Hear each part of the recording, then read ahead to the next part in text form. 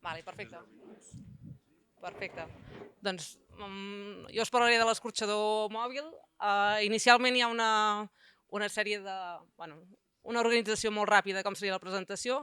Inicialment us volia parlar molt del que és la situació actual dels escorxadors, que n'hem parlat una estona al matí i hem vist diverses coses. Com que tenim poc temps, crec que puc fer un resum ràpid. Bàsicament, els de baixa capacitat són els que més parlaré avui.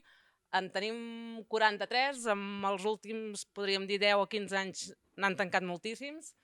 La proporció que hi ha ara actualment doncs, és el que veieu aquí, a les províncies de Barcelona, Girona, una mica com les províncies que estan més provistes d'escorxadors de baixa capacitat són les de Lleida i Tarragona.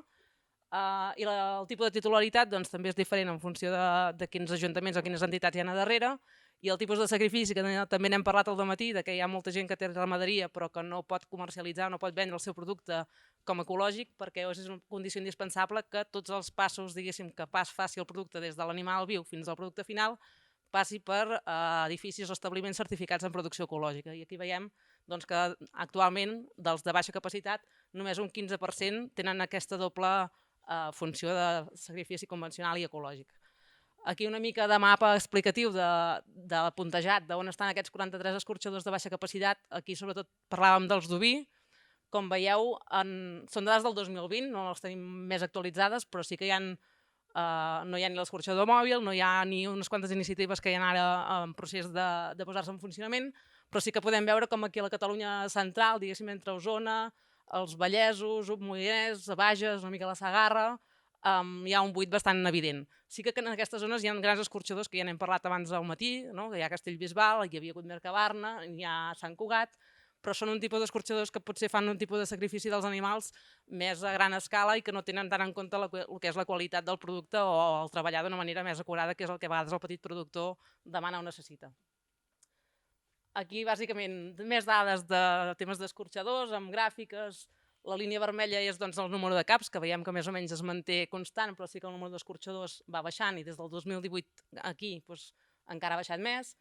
Una mica amb aquesta feina que hem estat fent durant aquests anys amb el projecte del Barcelona Smart Rural, també hem estat parlant amb titulars d'escorxadors o persones que els gestionen i els hem estat demanant quines són les causes per les quals molts han anat tancant les portes i les principals doncs, són aquestes d'aquí, que no són les que esperàvem trobar segurament. I llavors explicar-vos una mica de com havia sortit el projecte o la iniciativa de l'escorxador. Va començar el 2013, aquest matí en parlàvem, no? Que el 2013 hi va haver aquest el primer pla o un dels plans de recuperació de l'oví cabrum.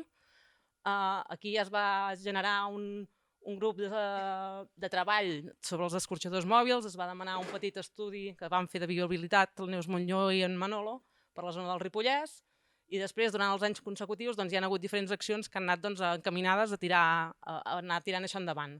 El 2016, bastant lligat amb això, hi va haver la primera explotació que va poder tenir com a prova pilot un escorxador a la finca, i aquí es van poder veure doncs, els beneficis de poder fer aquest sacrifici d'una forma més local, sense tants trasllats ni transports ni altres coses.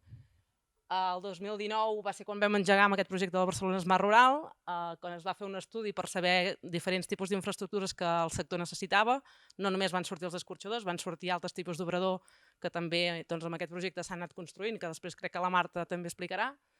I llavors una cosa molt important, que és el que ens ha permès potser arribar a tenir l'escorxador mòbil, va ser que el 2020 es va poder aprovar un real decret de flexibilització de tot el que era la normativa del paquet d'higiene. Aquí sí que s'havia estat treballant amb diferents grups de treball amb què això s'aprovés des de molts anys enrere i no va ser fins al 2020 que això va arribar i amb tots uns condicionants que va permetre poder tirar endavant l'escorxador. Amb aquest temps també hem estat mirant doncs, altres llocs que s'estava fent. No és una idea boja, però potser no tant perquè hi ha altres sectors o altres països que ja ho han estat fent, a Suècia, França i altres llocs. I llavors també, durant aquest temps, han sortit iniciatives més properes doncs, que també tenen ganes de tirar endavant aquest tipus de projectes i ara molts el que estan fent és doncs, el que veieu aquí baix, no? Algunes explotacions mitjanes grans que estan apostant per tenir un escorxador a la pròpia finca, que això ara també és possible.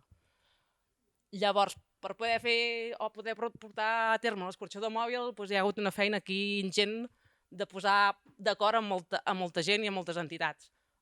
Bàsicament, donar primer de les gràcies, que avui no n'hi ha cap aquí, però un grup molt impulsor de ramaders que han sigut insistents des del 2013 en batallar perquè això sigui possible. Després, tota la feina que s'ha fet coordinada amb tècnics de diferents administracions, tant de l'administració pública, d'Arca, de la Diputació, amb veterinaris, empreses constructores, amb altres ramaders. Tenir la possibilitat del finançament del projecte també és una part molt important, i tècnics que puguin tenir que la seva feina principal sigui tirar endavant això.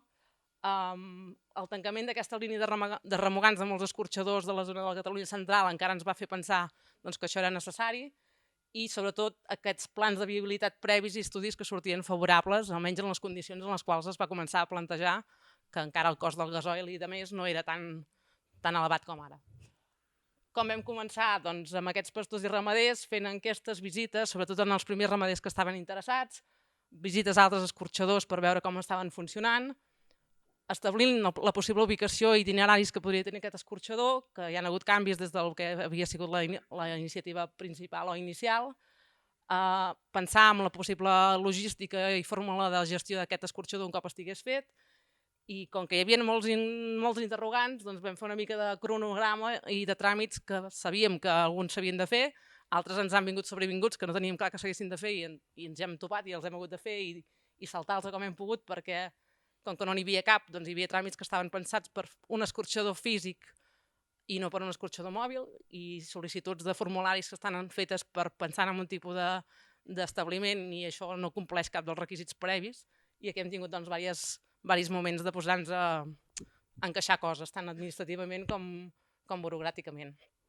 i moltes reunions a totes bandes. Llavors, el que és el disseny de l'escorxador, després veureu un vídeo que més o menys el veureu, però bàsicament hi ha aquesta zona, això d'aquí baix, Bataclo Vermell, que és una plataforma que baixa i és una petita corralina on s'esperen els animals. Hi ha una primera banda, quan entres al camió al cantó esquerre, que seria la zona bruta, on es fa el sagnat de l'animal. Quan s'ha acabat de fer el sagnat, surts per l'altre cantó i entres, et neteges bé i entres a la zona neta.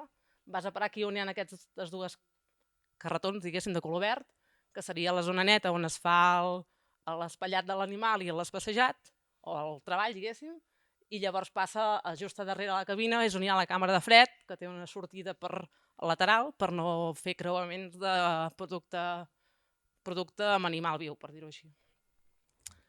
Llavors, principals traves.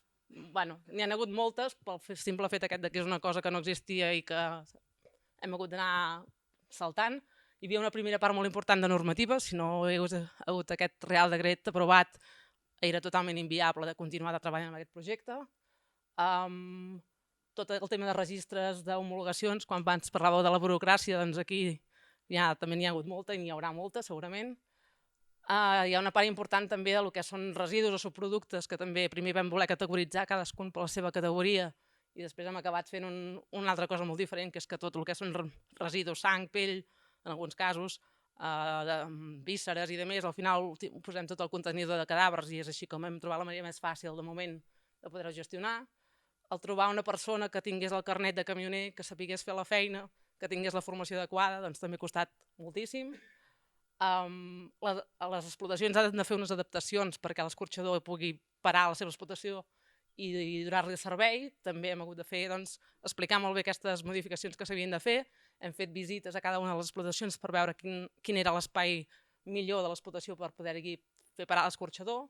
I llavors hi ha altres problemes varis, com temes d'estructura i disseny del vehicle, la licitació, com que era un ajut públic, s'ha hagut de fer una licitació de tot el que era el vehicle amb tot el de dintre, i el que és el servei veterinari oficial, que també ha de fer un servei multifinal que està acostumat a fer, i per tant, sí. Això és perquè veieu les explotacions, la mínima adaptació que han de fer, que bàsicament és un paviment amb un desaigua, connexió elèctrica i de més. Aquí, l'escorxador el teniu allà, aquesta és una altra explotació que també ja té el tancat i el que necessita per poder funcionar.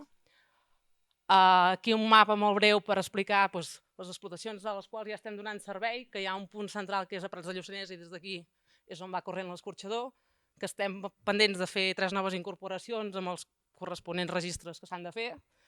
Això és un vídeo que no sé si passar-lo, passarem després al final si tenim temps, si voleu. I temes de gestió i funcionament, una mica que hi ha d'haver una visita prèvia del Departament d'Agricultura per verificar les instal·lacions, ha de passar Salut, s'ha d'establir calendaris de sacrifici, tots els documents de registre de moviments d'animals, etc. Llavors el preu del servei, que potser a algú li interessa, doncs de moment està establert en 13 euros més un plus per la distància que hi ha des d'aquest punt comú de Prats de Lluçanès fins a l'explotació. I aquí una mica de resum de tota la gent, i segur que ens n'hem deixat, que actualment ens han donat suport i que encara ara continuen ajudant-nos en molts dels aspectes que van sortint, perquè ara està fet, està funcionant, però van sortint cosetes que s'han d'anar polint. I en un futur estudiar aquestes possibilitats de funcionament de l'escorxador, el que nosaltres diem un punt comú, és a dir, que no hagi d'arribar a cadascuna de les explotacions, sinó que, per exemple, un punt comú podria ser, m'invento, pont, i que les explotacions properes poguessin portar els animals fins aquí, verificar aquests estudis previs de viabilitat en funció dels costos que tenim actualment. Ja tenim 2 nous projectes en curs, que són un grup operatiu i uns singulars, per fer estudiar temes de petjada de carboni, qualitat de carn i estrès dels animals. Ens surten altres problemes o coses que els ramaders ens demanen, que és la gestió de les pells i els menuts, trobar maneres perquè aquest, no m'agrada dir subproducte, però que aquest producte que deriva d'aquesta activitat també pugui tenir sortida, i adaptació també a noves normatives com la videovigilància, que ara està començant i que d'aquí 2 anys tots els escorxadors hauran de tenir també un sistema d'aquest tipus. I com a conclusions, durant aquest temps que hem estat treballant amb això, doncs bàsicament que sí que és una eina innovadora per al sector, però no substitueix potser la necessitat de que hi hagin petits escorxadors al territori, que afavoreix la comercialització en circuit curt, que potser s'hauria d'establir, treballar o continuar treballant amb l'administració i tot aquest grup de gent per establir nous models pilot potser a altres zones. Manca de formació de personal per treballar en aquest sector, això també ha sortit, em sembla, al matí. Aquest decret de flexibilització, hi ha altres punts que s'haurien de desenvolupar, no només el tema de l'escorxador mòbil, i el Departament de Salut de moment està com una mica aturat i se l'ha d'empenyar perquè tiri endavant totes les mesures que podríem desplegar amb aquest Real Decret. Un dèficit de sales de desfer, que això també n'hem parlat al dematí, i bàsicament és això, aprendre dels errors d'aquesta prova pilot per poder millorar i que si hi ha un proper escorxador com aquest, doncs que sigui millor que el que tenim ara. I el vídeo, jo suposo que si cal, després, al final el podem passar. Per animal? De moment està així. Sí, sí. Més un plus de la distància, de Prats de Lluçanès a l'explotació d'allà on sigui, són 48 cèntims d'euro per quilòmetre, més o menys. I aquest preu es va revisant en funció de com estigui el preu del gasoil cada 3 mesos o així.